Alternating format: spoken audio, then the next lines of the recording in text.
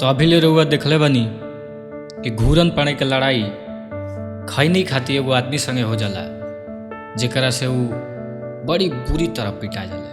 तो फिर वो इंसान के पीटे खातिर अपन दोस्तन के बुलावत रे। तो चली देखल जाओ कि अब इनकर दोस्त का करता लो।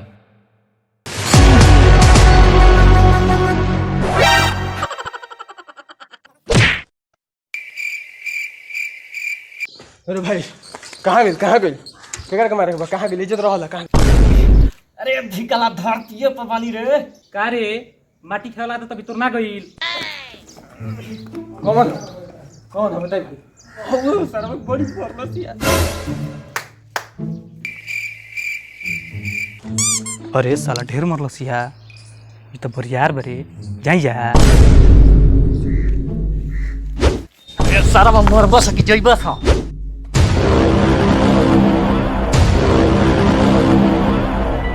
अरे उधारी पैकेट के दूध के क्रिया तो रखे मार भैंसा के।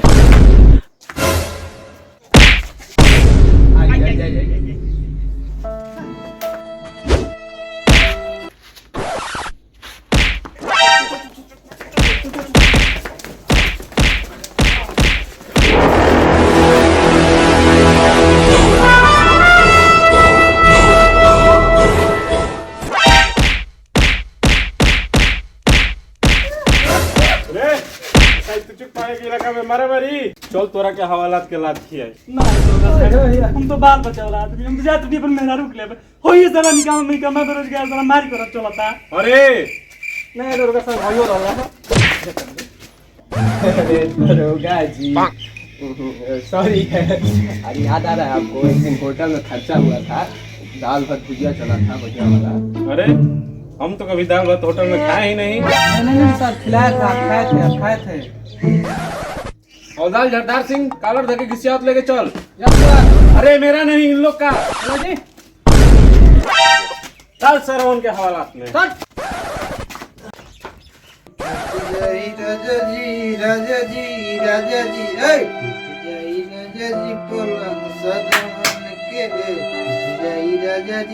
राजा जी पलंग सागवन के छुटी जाई राजा जी पलंग सागवन के हरी अठवा अजूबा होई महबूबा हमार।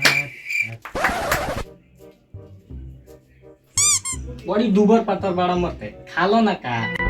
जानते हैं भैया हर सिकम खाते हैं बलूक लगता नहीं। नूना रोटी पर जिया लगा। अरे नहीं भैया पनीर का तरकारी भर सिकम खाते हैं बलूक लगता नहीं है। कोयला के तेल का पूरी कुदरून का अचार भर सिकम खाते हैं बलूक लगता नहीं है। कौन जुलुम कइल रहला कि जेल में आ गइल बा। भैंस चुराए थे। हां तो भैंसिए चुराइए सकेला तू। नहीं भैया 40,000 की चुराए थे। 40,000 कौन गांव से चुराइल रहला। यहर केकर भैंस रहल हिया। था एगो बूढ़ किसान इसी का हम भैंसिया चुराए थे। भैंसिया चुराइला के गांव में ससुरा कोमा में चला गया यही से हम जेल में आ गए। साला तोरे चलते हमारा बाप कोमा में। अरे भैया ये क्या कर रहा है। अरे भैया ये क्या कर रहा है भैया। अरे भैया मौत मेहरारू के ले आवे जाते हैं। अरे साला छोड़ रे और तो काला पानी करोगे। अरे भैया क्या भाई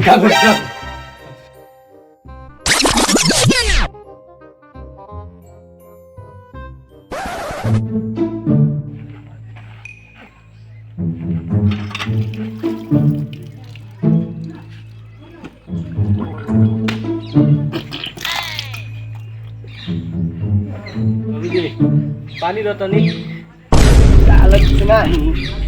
हमारे खून पिया दे हम तोरे के पानी पियाई हैं पियाई पानी तोरे के हैं कहाँ रहे रात भर कहाँ रहे बताओ। कहाँ रहे कहाँ मुकरिया करते बताओ कहाँ मुकरिया है लाल लाल कहाँ रे लाल लाल। अरे ना सही में उठलाली बजिए लगले का रे। अरे छुआ जनता पराता काहे पे पता चले का? अरे उठलाली ना हो खून हटे। हाँ खून कहाँ से रे सारा? अब कहाँ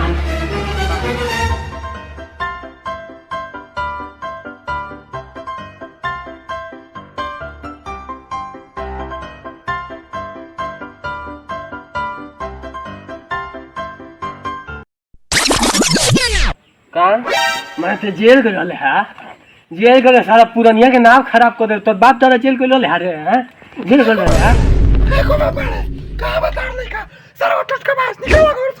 अभी विपत कहाँ से आ गई का भइले चक्की भाई अब का कोई दो सही करवा का कोई सुनो कि पहले हम का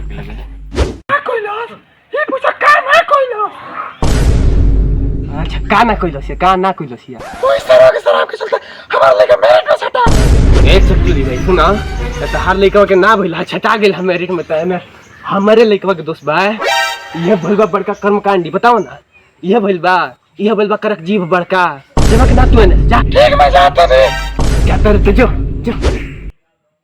जाता नहीं चल रे बाबू चल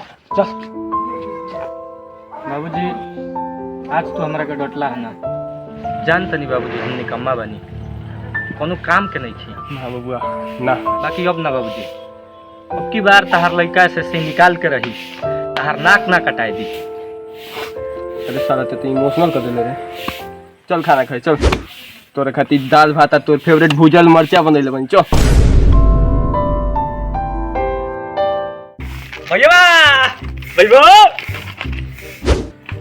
भैया तो हो गई रे जल्दी हो गई तो ए बाबूजी है ना वो अब का कदल रे अगले खतार लग गया कैसे सीन निकल गई हां ऐसे थी अरे बाबूआ घूरन पाड़े के खाली टोकरी में सरकारी नौकरी आ गई। कोमा पाड़े के तो जिंदगी में पहला हाली खुशी वाला एक्सक्लेमेशन मार्क आइल है जौना के सहारे वो फुल स्टॉप लगे तक आराम से जी है। वो कोमा पाड़े जौन अपना लड़का के निठल्ला बेरोजगार निकम्मा समझत रहले आज फक्र से कहले कि हमार लड़का इंस्पेक्टर हो। हमार ज्ञानी बाबा ठीक कहत रहे कि जब किस्मत के गदहा दुलाटी मारे तो मेहनत के रसरी से ओकर गोड़ छान देवे के चाहिए। तो चली ऐसा ही हंसत खेलत फिर मिलब जाए एक नया कहानी के साथ। बस ऐसा ही अपन प्यार दुलार बनौले रही और देखत रही जा आप सभी के अपन चैनल द स्क्रीन फीवर।